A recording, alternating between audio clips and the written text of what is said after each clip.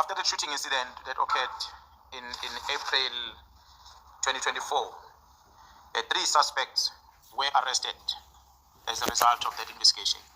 Amongst the 3 suspects, or the names of the 3 suspects, one of them at the time was a police officer, Michael Pule. He was arrested together with 2 individuals, Musa Kekana as well as Tiago Floyd Deni Mabusela. So the charges that were leveled against them, they varied from murder, conspiracy, attempted murder, possession of suspected stolen property, as well as the possession of unlicensed firearm and ammunition. Through forensic analysis, those firearms were linked with multiple other murders other than the one that occurred of Mr. Swartz. So when the forensic analyzed these firearms, it just strengthened the case against the accused and exposing these accused to a wider syndicate which had significant access to finance and at times, because there were a lot of money that were being paid for the jobs that they were doing.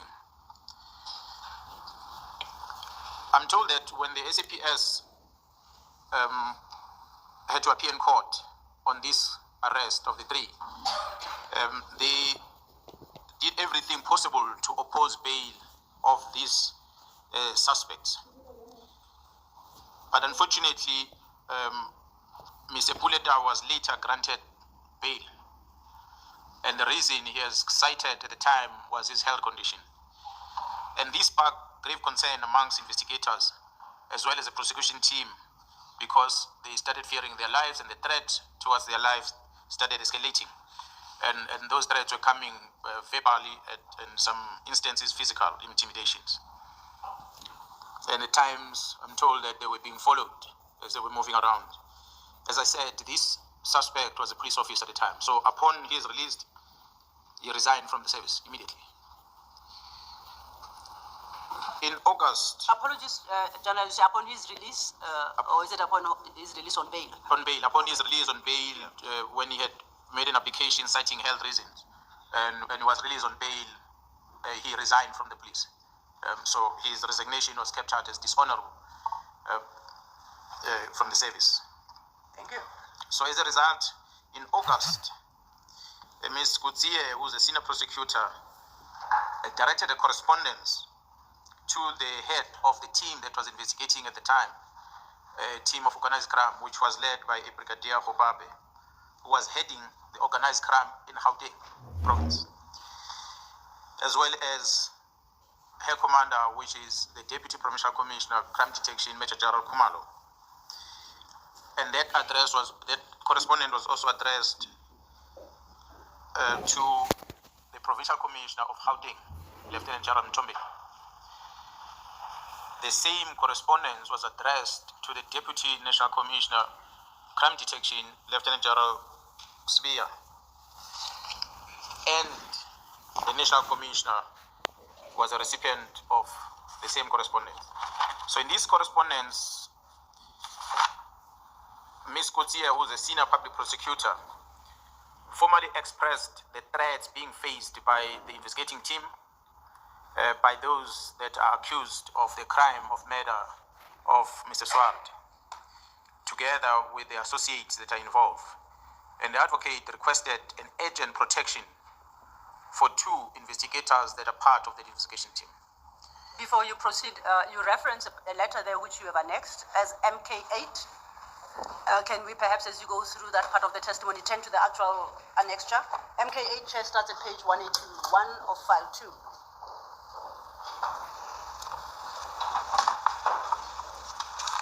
And perhaps in addressing the concerns raised by Mrs. Kotsier, it might be appropriate to read some aspects of the letter.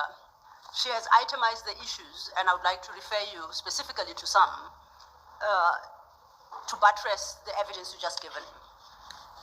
Do you have the letter for you? Yes, Commissioner, I have the letter. If you could start from paragraph 4 to 6 of Mrs. Kosier's letter. Actually. And read that into the record, sorry. Okay, Commissioner, on this letter from Ms. Kutsia, the prosecutor, paragraph 4 reads, I quote, investigations have also revealed that the assassination is directly linked to whistleblowing to the hotline of Transnet, which involved millions of rands of corrupt activities. Paragraph 5, the investigation also revealed that the firearms used during commission of the assassination and found in their positions are linked to multiple assassinations and serious violent crime scenes. Paragraph 6 reads that the cell phones linkage investigation have revealed high-profile organized crime and crime scene planning. End quote. And these are some of the concerns that Mrs. Kotse raised. If I refer you to the next page of the same letter, that speaks to the bail application that was granted in respect of former police officer, Mr. Tau. Sorry, you will have Yes. to repeat that Yes, Chair. at a later stage. General, also read paragraph 3 into the record, please. Thanks, Commissioner. Paragraph 3 of this letter reads as follows.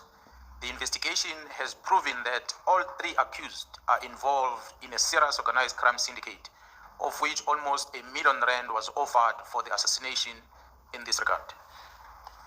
Thank you. Okay, thank you, Chair. Thank you for pointing it out. It's an important aspect. It's one that the next witnesses in particular will concentrate on, and we appreciate that it be brought to the fore.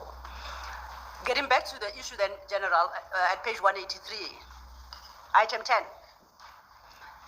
Item 10 concerns the bail application that you referenced. Let me start here. It's correct that that was the bail application in which Mr. Officer Dau was successful.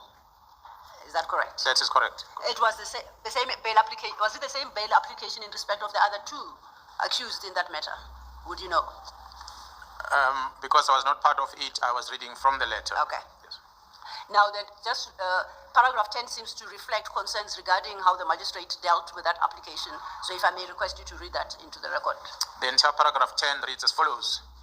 There's a letter from Ms. Kutse, the Senior Prosecutor, Regional Court, Vereeniging. The magistrate, for some bizarre and unexplainable reason, decided to grant Dau bail of 10,000 rand and place him under house arrest.